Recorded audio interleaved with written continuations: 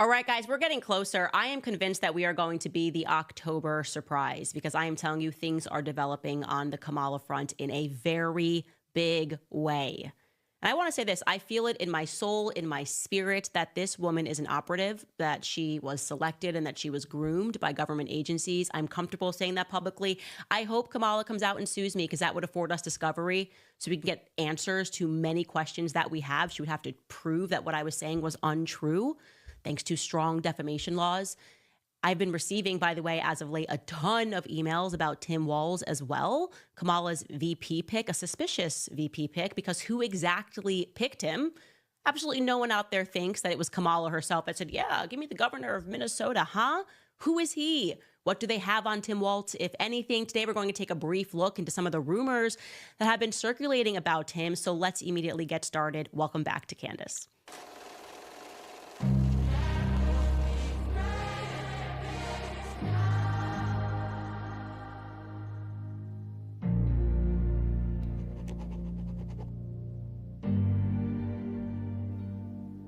All right, so right at the top, in case you guys missed the update on Instagram, yesterday, obviously, we covered the article that was written by former Japan Times editor Yoichi Shimatsu, who claims that he ran the same circles as Kamala Harris in Berkeley, personally hates her, made that very clear, hates her mother, who he claims was a part of the MK Ultra program.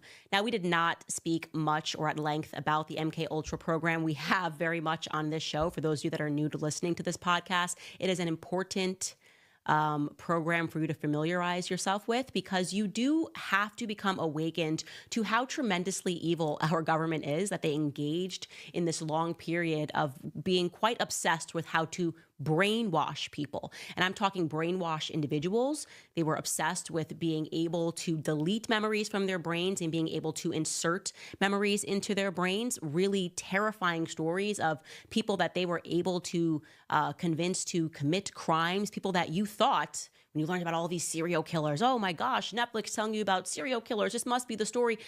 A lot of these people were government operatives. I mean, I would offer a guess that the concept of a serial killer came out of government operatives. I truly believe government programs like MK Ultra and the Charles Manson murders is a great starting point. It's why I say you have to read that book, Chaos, because it deeply dives into the MK Ultra program, but also makes you aware of the plausibility of a mass psychosis. That's why that book is just so incredible, because it was the Charles Manson murders that ended the hippies generation. And I want to be clear, the hippies generation, they thought like, oh, we just were doing this. No, that too was a government operation. They flooded the streets with LSD. They were even slipping LSD because that was their drug of choice. They thought that LSD would provide the means to brainwash people, and that was proven successful with Charles Manson's little hippie commune because he was an operative for them. And they were obsessed with getting people on LSD. I believe the reasons for that was because they wanted to crush Christianity in this country. And what better way to do that than via the sexual revolution? Everybody's sleeping with everybody, living in a commune, sex, love, rock and roll. The music is adding to that. Music, it's real frequencies. It makes you feel a certain way. Certain bands were involved in this program. It's very clear that there are a lot of government agents that are in Hollywood. Always has been the circumstance. So they're trying to tell you that's all conspiracy, it's all crazy. Guys, read the government documents. They are declassified. Learn the truth about the Charles Manson murders. Fully just be willing to confront how evil your government is. And it wasn't just LSD, by the way, that was being used as a mechanism to control people and to brainwash them. It was also sexual assault. They wanted to experiment with whether or not they could brainwash people via sexual assault. So you can look this up, by the way. It's so abundantly obvious and true that even Wikipedia shares that. Basic information about the MK Ultra program, and it's really shocking to see how many people are on that list. Trust nothing when Netflix is presenting to you a deep story about somebody, oh, let me tell you the truth about Jeffrey Dahmer. I have my own suspicions that he too was somebody that was a part of a government program. Anyways, we're not going to get lost on that. The point is that the government is interested, has always been interested in how to brainwash the masses, how to brainwash individuals. And this is something that I have been rather obsessed with this year, learning talking about various psychoses. I think most people are joining this program now because we're realizing that COVID, we got to really just see a mass psychoses implemented before our very eyes. Some people who are listening to this podcast fell victim to it. And by the way, that is understandable. It's totally understandable. You have to forgive yourselves because these people are way ahead of the ball. They know how to do it. They know how to use the media. They know how to use repetition. They know how to use gaslighting. Sigmund Freud being the father of these techniques. They are way advanced. But you guys, we are all kind of catching up to this. And there is just something about this man, this journalist, Yoichi, coming out and saying that Kamala Harris's mother was a part of this program that just makes perfect sense.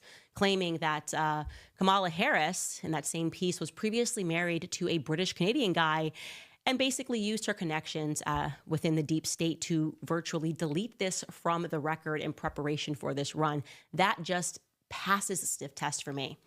We did our due diligence on that very quickly, and we came across what we were clear was a potential record between a Kamala D. Harris and a Philip D. Henderson that we found in Reno.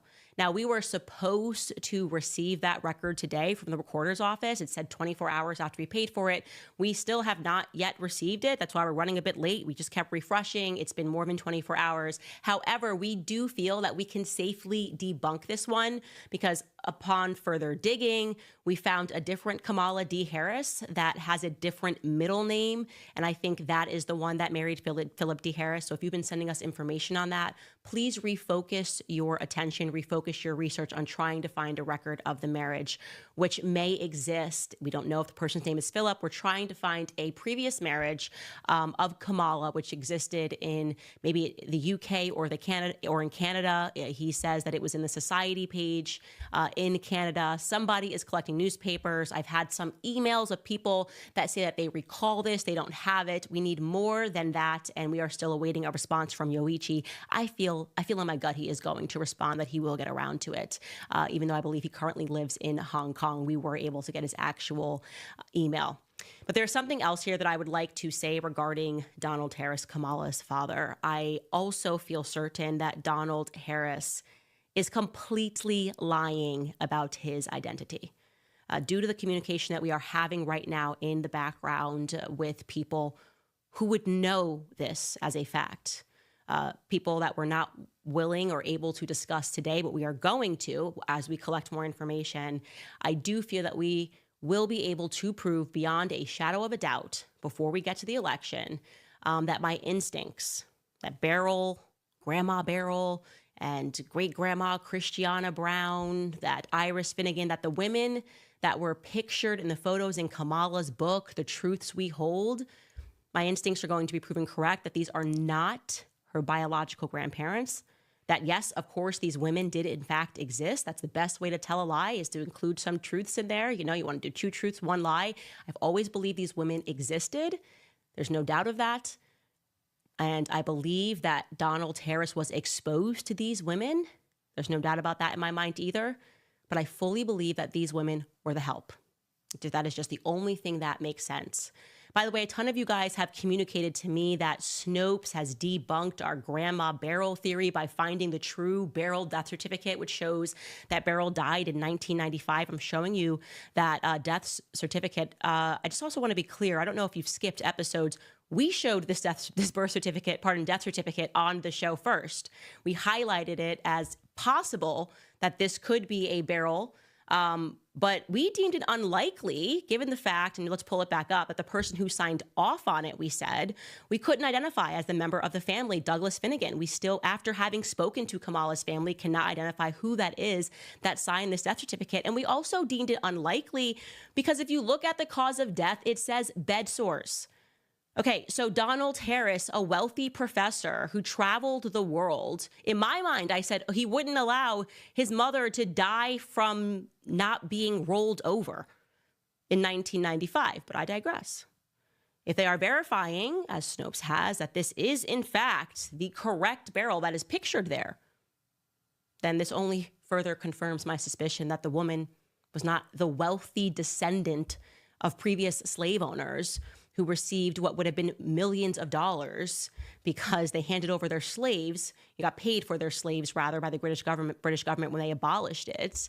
Yeah, that kind of doesn't make sense to me. Just died of bed sores. Then there's this, okay? We were able to determine that a woman who went by Beryl or Christie, we keep seeing those two names together, applied for a housekeeping position in 1975. This was in the Kingston Gleaner. Employment wanted a household female. Experienced recommended women live in or out seek employment as housekeeper, cook, laundress, days worker, nursemaid, Beryl or Christie. Has Snopes yet worked to debunk our assertion that Christiana Brown, the one that is shown in Donald Harris's essay, this woman, may in fact have been a laundress who identified herself as a laundress in a case related to election fraud in Jamaica? Are they too busy to look into that? Are we supposed to still pretend that a worldly political woman who owned and operated dry goods stores and supported local politicians and spoke every day about trade and taught Donald trade, as he asserted throughout his piece, would describe herself as a mere laundress?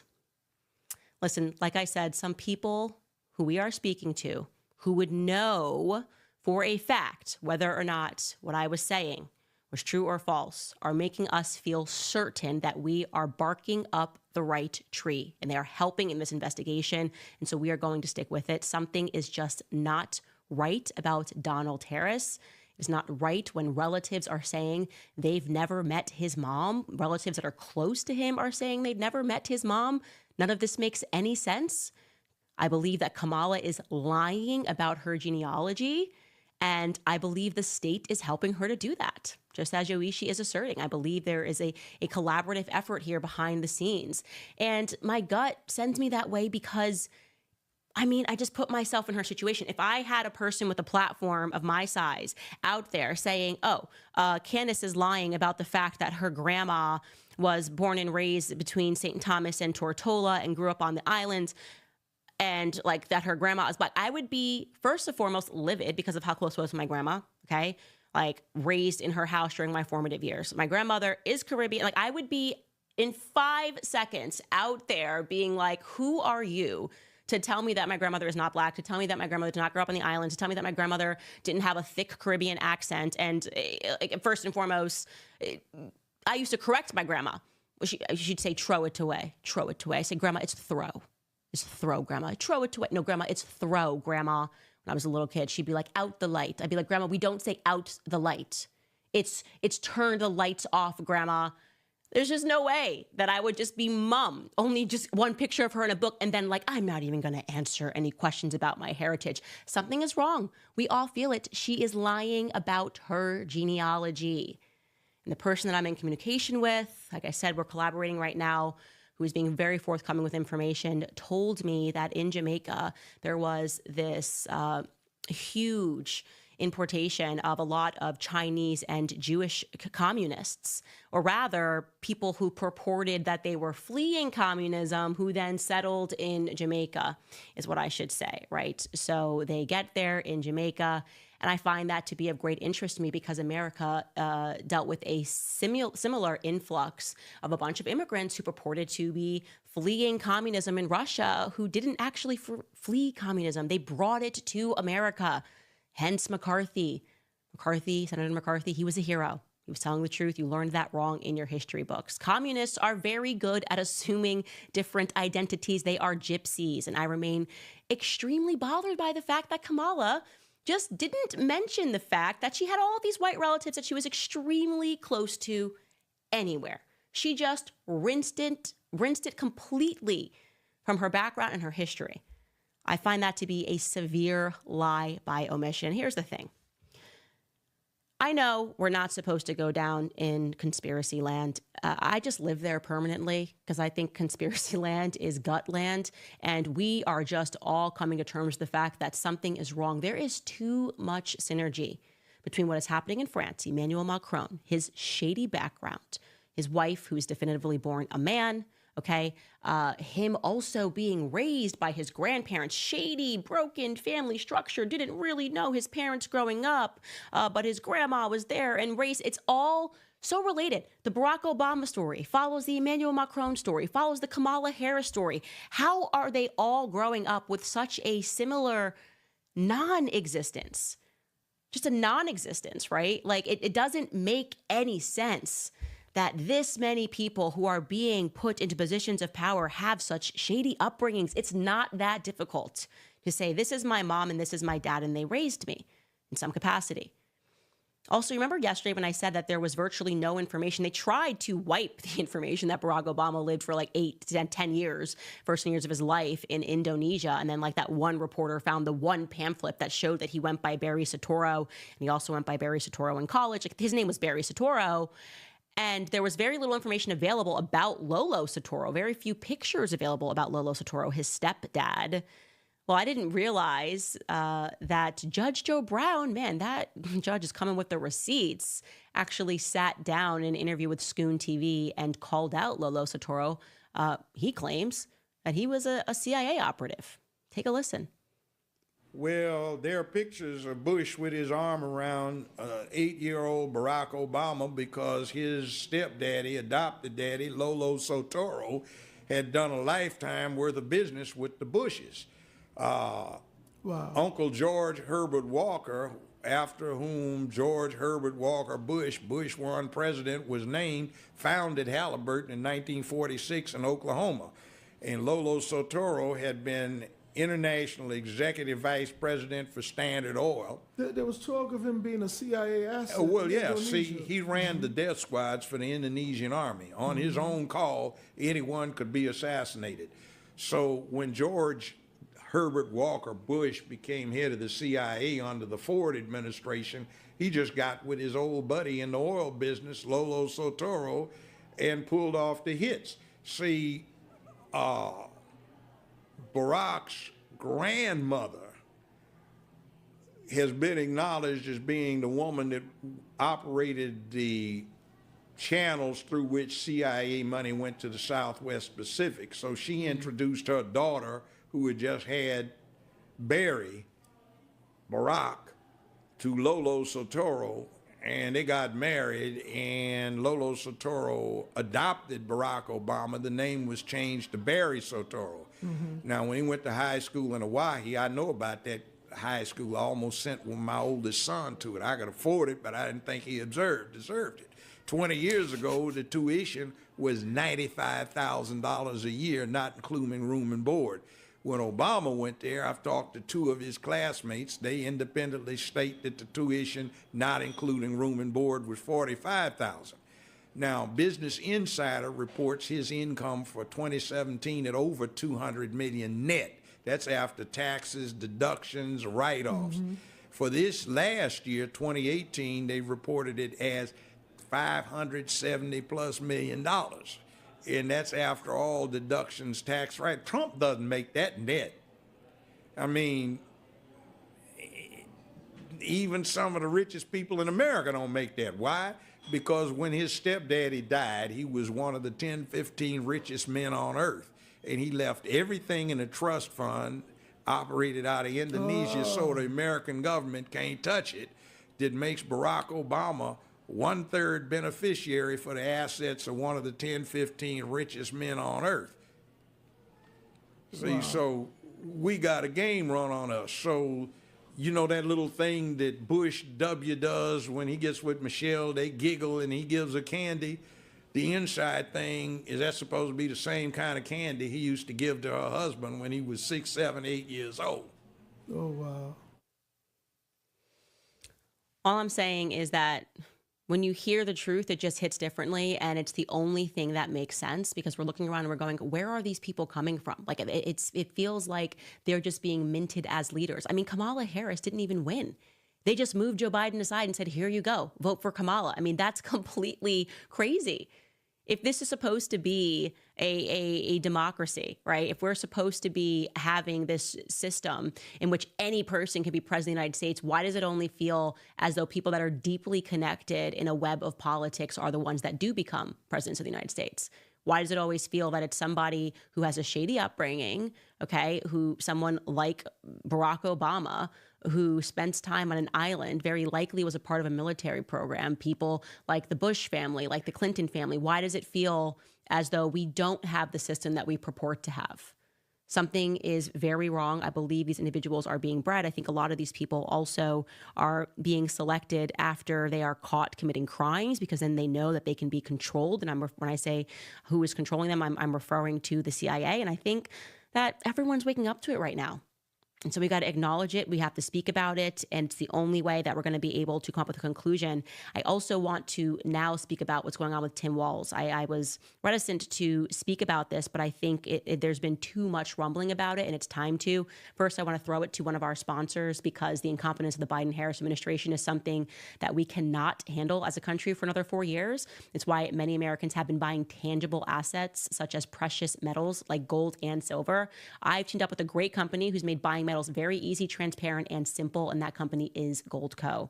They're a huge supporter of the show, and they're very good at what they do. So if you're interested in buying precious metals, or you just want to learn about how they can help you, visit CandiceLikesGold.com. You won't forget that domain name. Right now, you can get a free 2025 gold and silver kit jam-packed with critical information about the challenges our economy faces and how precious metals could be a possible solution. For my listeners, you could also qualify for up to a 10% instant match in bonus silver. It's a great deal. So go to CandiceLikesGold.com to learn more. Again, that's CandiceLikesGold.com. All right, let's talk about this mysterious case of Kamala's running partner, Tim Walz. Now, so many of you guys have emailed us, why aren't you covering this budding story? Why aren't you speaking about this? And the answer is because the allegations are severe. We want to be cautious, because there is also a chance that it's a trap. That's a perfectly laid trap that's being laid for us just ahead of the election, so they can go, oh, look, it's the QAnon people, and they said this, and there was no truth to this. And you just have to be careful this close to an election. You want to make sure that anything that you're reporting on is fact-based, or at least has legs to it. So you can go, okay, we're not certain for sure. And regarding Tim Walz, parking aside any allegations, I do want to say this. He just gives me the heebie-jeebies. You guys know everybody knows what the heebie-jeebies are. Women, we know what the heebie-jeebies are. Okay, it's a spiritual condition that women have. You can't explain it. You come across someone, you just go, Don't trust it. And there's no words, like you don't know, but you know.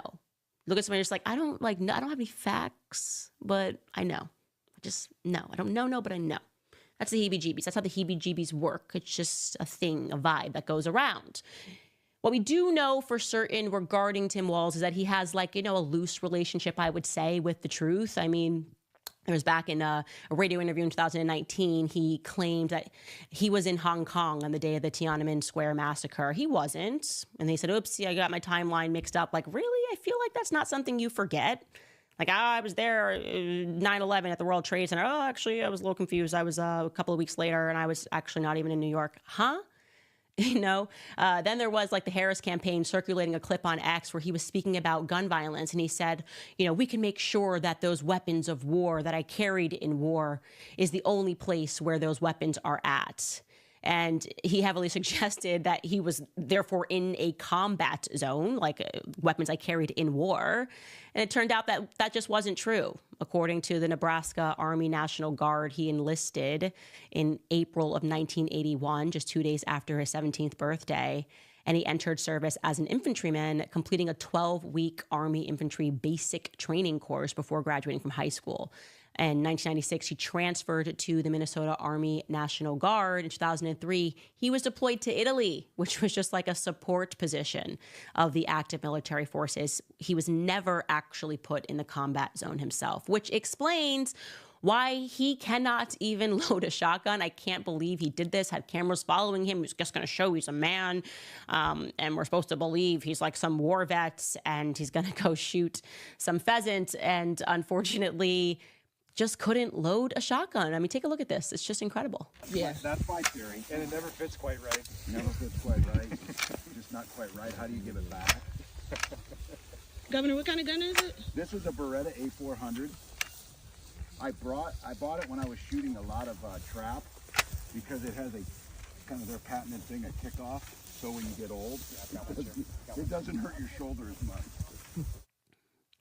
I think that was it was supposed to be designed as some press that was going to bring Republican voters to him, and it did the exact opposite. Let me tell you, the red-blooded conservatives will not be voting for him based on that clip of him being completely unable to load a shotgun despite not being in a combat zone. Anyways, the allegations that most people have been reluctant to cover. There's no big conspiracy going on here. We're just waiting for more proof. They are, of course, way more serious than whether or not he was in a combat zone. Look, here's the thing that I'll say. Stereotypes. I like them. I believe in them. I don't believe stereotypes come from nowhere. I think it's fine for us to admit, like, hey, if you had to pick like the greatest driver in America, you wouldn't be like, give me the Asian woman, right? I think that's fair. I think it's fair. There are Asian stereotypes, black people stereotypes. Like if you're like, hey, I really want to get my accounting done, taxes done, like you're not going to be like, give me the female black girl. I don't know. Of course, I'm not saying you can't be like brilliant. And my sister's an accountant and she's really good at math. But I'm saying if you just had to like quickly pick someone in a room based on stereotypes, you're like, okay. And there are straight man stereotypes and there's homosexual man stereotypes. And I would just say, like, as a straight man stereotype off the bat, I don't think that straight men, when they are employed at schools, like start clubs for homosexuals. Like, I just don't think that that's something that happens. And Tim Walz did that. And the NPR like kind of came out with this story and really tried to sell it to Americans by writing about a guy named Jacob Raton, who apparently was one of the students at the school that Tim Walz went through. I'm going to just read this to you directly. Taunts and threats escalated as rumors about Jacob Raton's sexual orientation swirled around his southern Minnesota high school during his senior year in 1999. Like right there, I was kind of like, really? Like in the 90s, like taunts and threats for being gay. It's giving the Laramie Project vibes, which is like, we're not being told the truth. Whatever. Let's just take this at face value. It goes on to say someone chalked a slur on his driveway in giant letters. Like, was I living in a different 1999 existence? Like, I feel like everybody in the 90s just like got along. Like nobody was writing like gay slurs on somebody's driveway in chalk, but whatever sells papers, I guess. His mother recalled being horrified by anonymous mail that arrived at their house. Like people were just this obsessed with the idea that someone might be gay in 1999. They were just like chalking up his driveway. After the teenager found his car window smashed in the high school parking lot, this feels like a movie, he told officials at Mankato West High School that he intended to come out of the closet and sought their support to start a gay-straight alliance club. The principal made an unconventional decision in the choice of a faculty advisor for the club, which the high school had never had before in this relatively conservative city. Tim Walz, a geography teacher who was also a football coach, Mr. Walz readily agreed, and the choice came as a relief to Mr. Raton. So he was selected and agreed that he would help start this club with a kid who apparently, for whatever reason, people were chalking his driveway and smashing in his car because he might be gay. I don't know, doesn't pass the vibe check, but that's what they're saying is true. Okay, so there has been a person who is deeming themselves to be a whistleblower who has been going around to various people. It made its way to me as well, claiming that he was claiming that he's a student that was essentially groomed by Tim Walz and that he will be taking further action. He's been, and again, this could be a person who's just in the mix saying stuff, claiming that he was in some way abused by Tim Walz.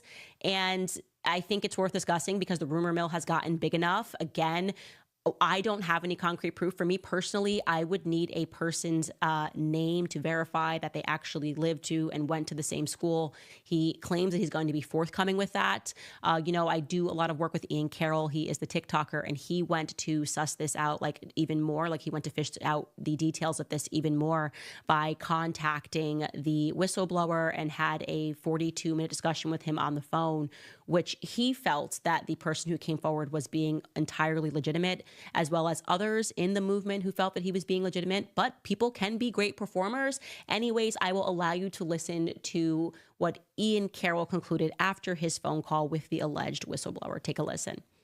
Today, I had a 40-minute phone call with what sounded an awful lot like a genuine whistleblower. This is the phone call. There was no weird, breaks in character.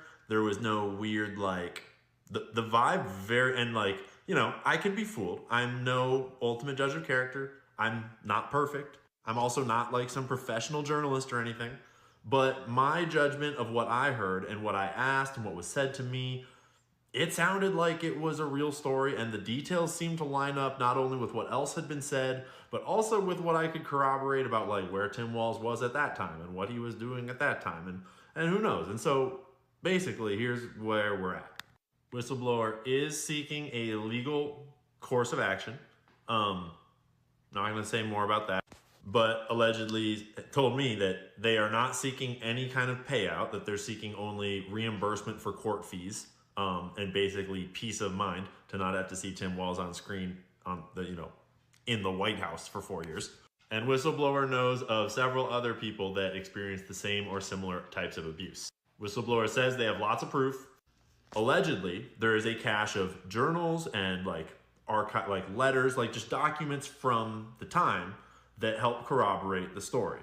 And they're allegedly stashed where multiple of these people have access to them. And allegedly, they feel comfortable sending photos of some of those documents that won't give away their identity yet, but will at least help to corroborate the story, allegedly. Allegedly, there's also more actions being taken behind the scenes that I'm not going to talk about right now. All I'm going to say is that it could all be fake. There's no proof of anything yet, and you should treat it as such. Unconfirmed, uncorroborated internet claims. But there might be something there.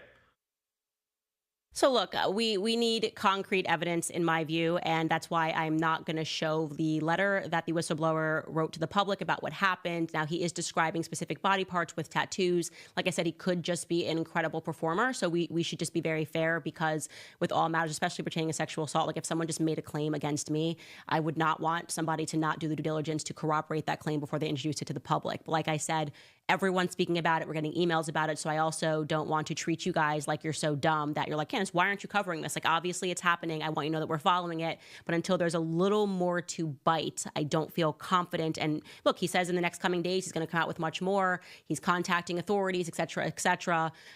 We are gathering that evidence, and we will be able to hit the go button when and if that moment comes. But I feel like we should verify first before we trust somebody that is anonymous. So I also am interested, by the way, in what the media rushes to cover and what they don't cover. Like if a woman says like Trump sneezed on them, they're like, it's 100% true.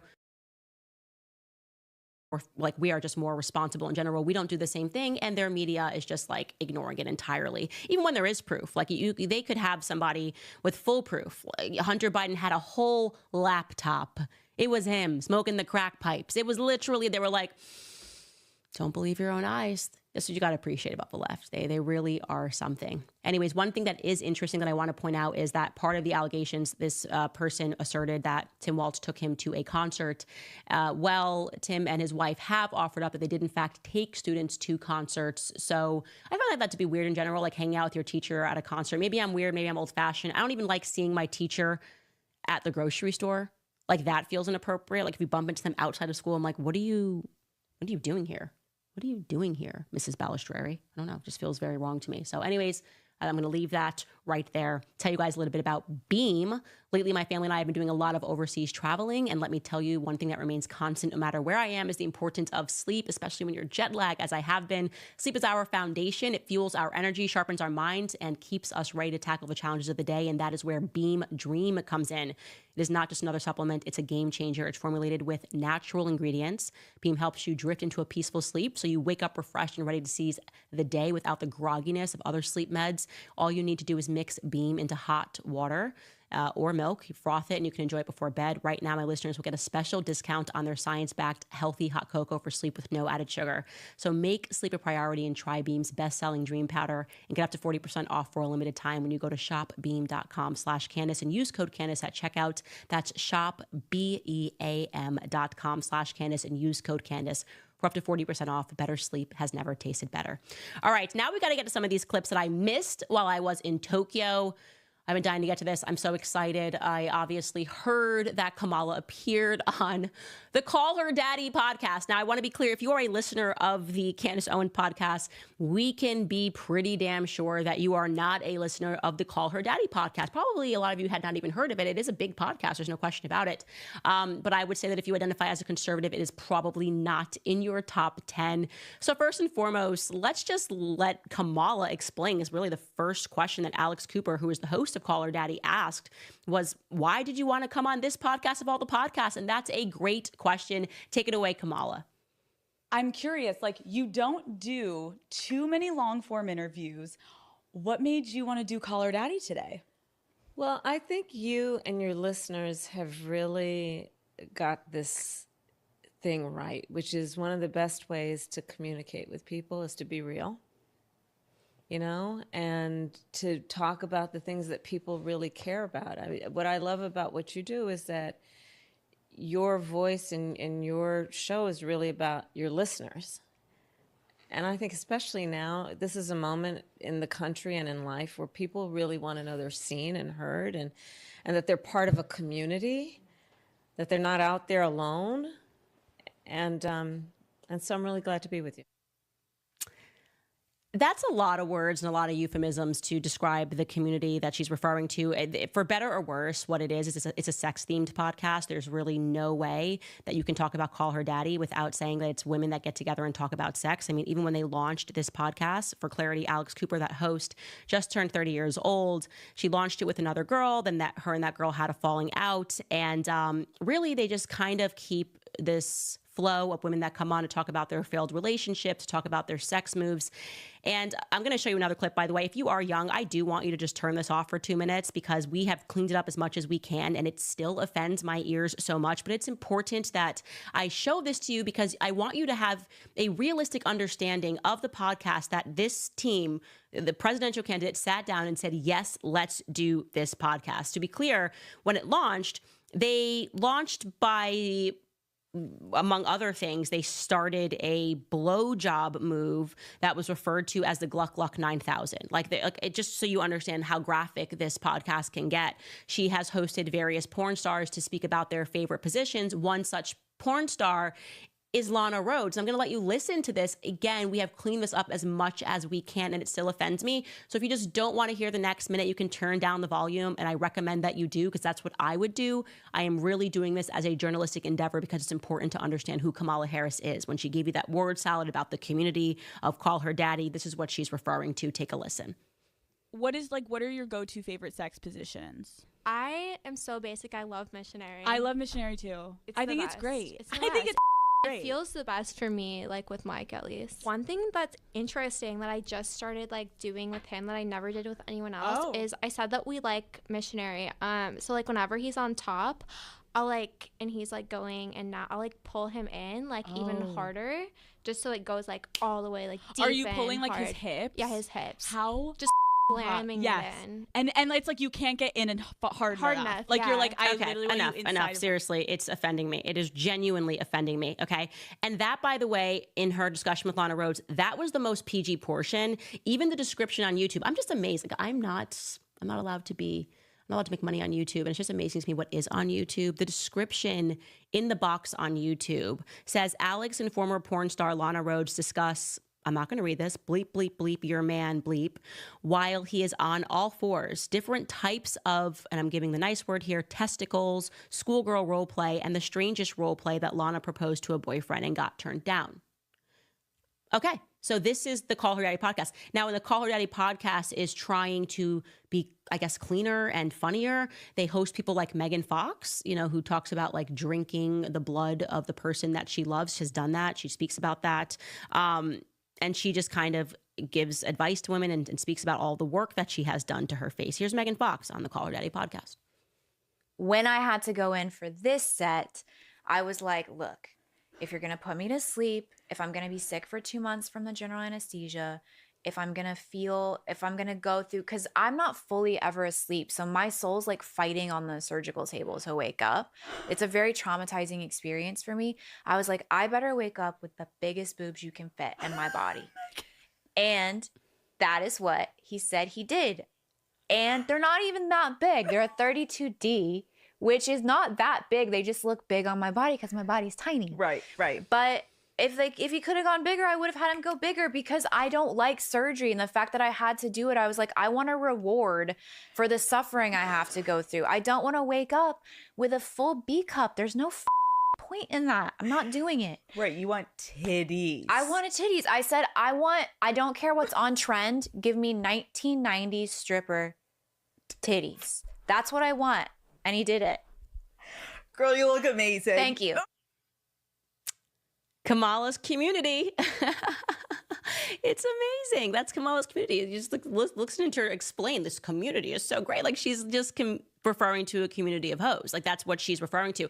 And by the way, on that note, I do want to say that it was a smart decision for her to go on this podcast. There's no doubt about that, because you are dealing with women. Now you can really understand why she took the conversation about abortion and how much it is absolute BS, right? For these women who opine all the time when they're speaking about them, it's like, my body, my choice. And they're using these arguments like, well, what if an 8-year-old gets raped? Okay, these are the women that we're speaking about that are having the abortions, okay? They're having these abortions because they openly sleep with tons of guys. And what actually happens is crazy. I learned this, and I'll talk about the birds and the bees.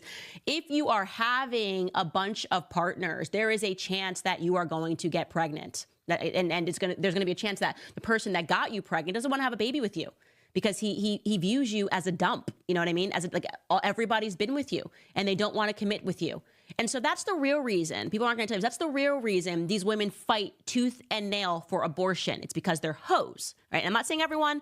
There are circumstances where there are people that are in committed relationships, and I don't want to paint a broad brush, because there are people also who have had abortions, I think, when they were young, who were legitimately duped to believe that it was a clump of cells. When I was pro-choice, I thought that it was just a clump of cells because I learned it in my health class. And I think those women who get abortions have a lot of regret, and they feel like they're not allowed to change their minds. And they are. I want those women to know you can have been pro-choice, and you would have the greatest testimony if you wanted to then become pro-life because you have more information. I want to welcome you to that. I don't want to make you feel excluded and like you have to stay pro-choice for the rest of your life and listen to podcasts like this. But an overwhelming majority of the women who fight in the way that they do for abortion are women that listen to this kind of a podcast and live their lives in this same disgusting way, and think that it's cool, like a symbol of how cool and open they are when they speak about their bodies and how they edit their bodies trying to stay young. Tremendously unhappy women, and they need abortion to know that there's a way out from their responsibility. So it makes perfect sense that Kamala and Alex Cooper discussed abortion in the way that they did. Take a listen.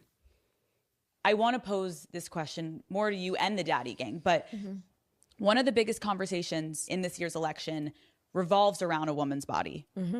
Yep. I want to take a moment, and can we try to think of any law that gives the government the power to make a decision. I know what you're going to ask. About a man's body. No. Is there any law? No. It's no.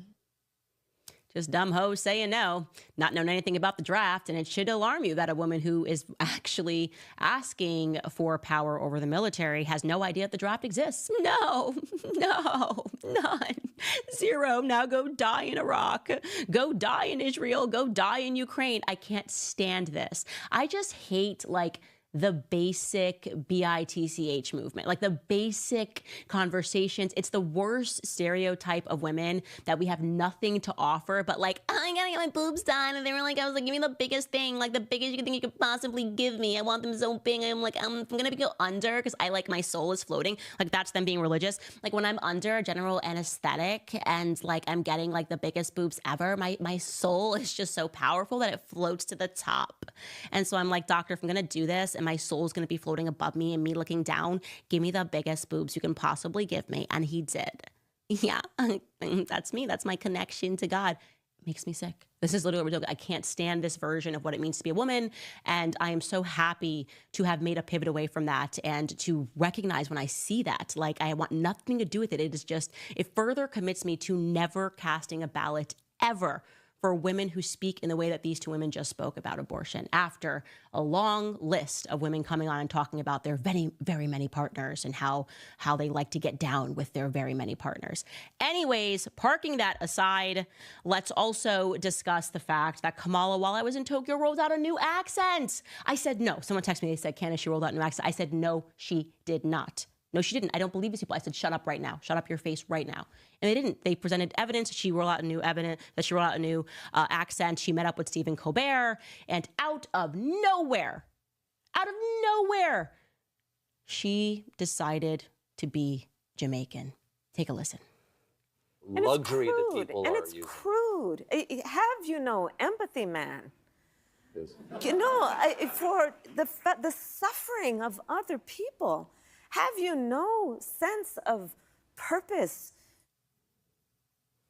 Okay.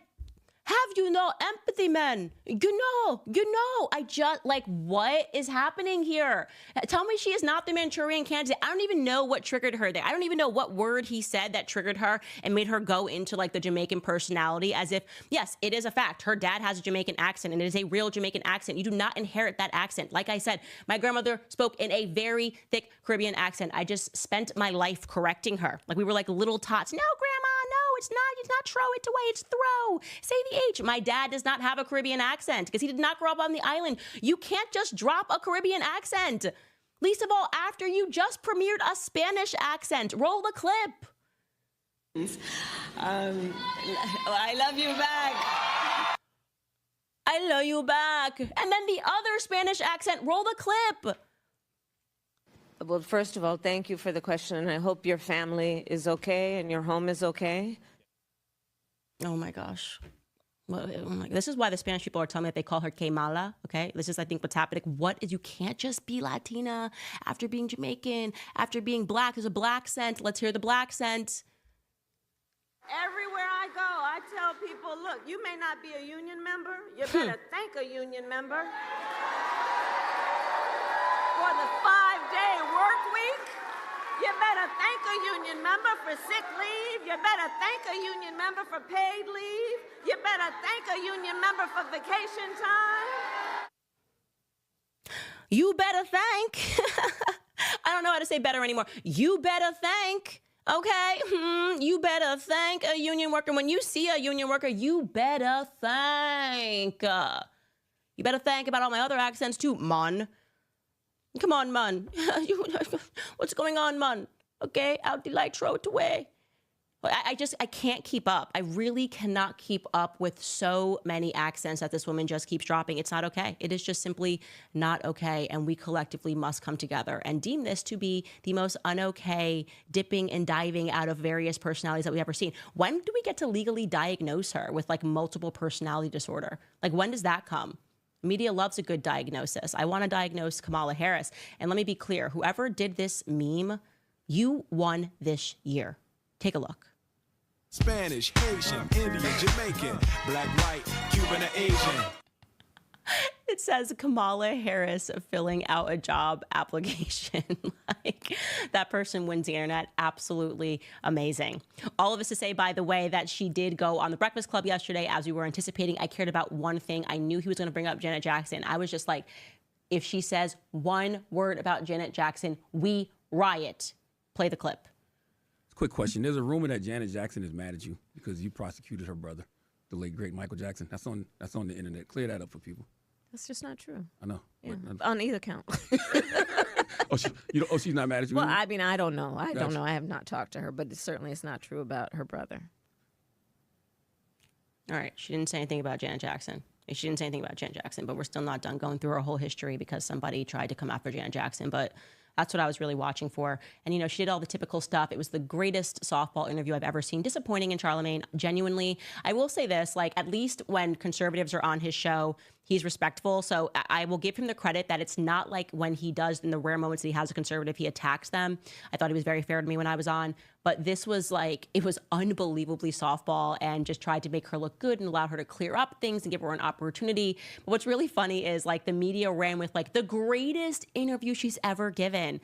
But the internet felt very differently. I loved looking at the comments under the post after the Breakfast Club posted it. This is what they had to say on the internet. This, by the way, we're just giving you a screenshot of all the comments in a row, so we are not picking and choosing. This person writes, Charlemagne can now join the cast of The View. Cabby writes, whenever she says, I grew up in a middle class, I think of the SNL skit. Personal Reviews writes, $75K a year now feels like living off of $40K a year. As a journalist myself, I lost some respect for Charlemagne here. He wouldn't handle Trump with the same kid gloves. The only person I know to ask her hard questions was the brother on 60 Minutes. That was the best interview I've seen of her. Why does Charlotte talk crap about Harris with Andrew Schultz, but not to her face? ? Again, the next person writes, like my grandpa used to say, you can't piss on my leg and tell me it's raining. This person writes, came straight to the comments before it started. Ads ain't even done playing yet. This person writes, who else immediately went to the comment section? Charlemagne, you messed up in the first 3 years. Kamala, yes, we started on day one. This person writes, my rents increased almost 20% in the last 2 years. Groceries are sky high. Taxes went up, but my wages haven't kept up with the inflation. There is no middle class anymore. If anybody makes less than $50K a year, you don't see that because we are effed. So you get it. Like, it's not working. And like all of this damage control of trying to get the black vote back, it's just not going to work for Kamala. People are recognizing their circumstances. They already lived under Trump. So all of the, ooh, spooky Trump, if he becomes dictator, nobody's buying that. They were living well under Trump, right? And they have seen how their lives have declined under a Biden-Harris administration. And her pretending like she had nothing to do with it and things are going to get better if she becomes the president it's not working. And I'm proud of that. Like I said, it's like for the first time, I am proud to see Black people holding the line and not falling for the usual race banter and the tricks, and particularly Black men. Anyways, you guys, I'm going to go to your comments after we first just thank American Financing and remind you guys to contact them, because the economy has been a major burden on the average American, as we are seeing right now in those comments. The wages are flat, expenses are up, and it's very hard to manage to pay all the bills without grabbing credit cards. If you're a homeowner and you're frustrated with that cycle, you can make a 10-minute phone call, no obligation, to American Financing. Interest rates are coming down and are now in the low 5s. So if you're constantly carrying over a credit card balance each and every month, the rate in the 20s, American Financing can show you how to put your hard-earned equity to work, and they can get you out of debt. Their salary-based mortgage consultants are saving their customers an average of $800 a month. And if you get started today, you may not even have to make next month's mortgage payment. So call today. The number is 800-795-1210. That's 800-795-1210. Or you can visit americanfinancing.net/Owens. That's americanfinancing.net/Owens. Also remind you guys, hit subscribe on the YouTube channel. Hit subscribe on the Rumble channel if you have not already. We are on the race over here on YouTube back to 3 million subscribers, which I'm really proud of. Go over to Locals, cut over to Locals, and sign up to support the show, because we are not monetized here, but we love the freedom so much that we don't really care. We would rather be honest and not monetized and have to lie to stay monetized. That is the reality. Anyways, guys, we're going to cut over and read some of your comments, and you can do that over at Rumble. So we will see you over there. All right, ladies and gents, let's get ready to rumble. Let's see what you guys have for me today.